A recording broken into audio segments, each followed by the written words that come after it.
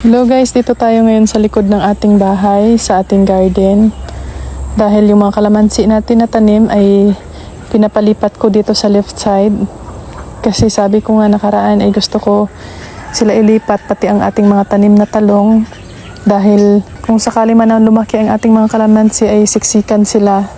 Kasi ang agwat nila ay isang dipa lang, kaya habang maliit pa ay naisipan na natin na ilipat na, dahil kung lumaki na sila mas mahirap na ilipat sila doon. Kaya ito pinalipat ko lahat sa kaibigan ko. Ito yung taga-damo ko na on-call.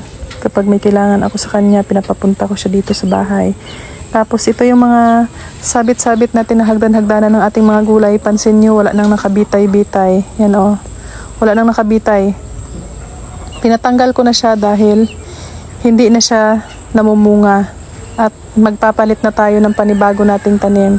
At ngayon nga ay may mga nakapunla na tayo na mga talong at kalabasa. Hoping na after ilang days or weeks ay magtubo na sila at atin na namang may transfer sa dito sa ating mga taniman. At yan guys, nagpalit ako ng talong kasi nga sabi ko nakaraan ang talong natin na tanim ay grabe kanitib. Halos isang dangkal pa lang o wala pa.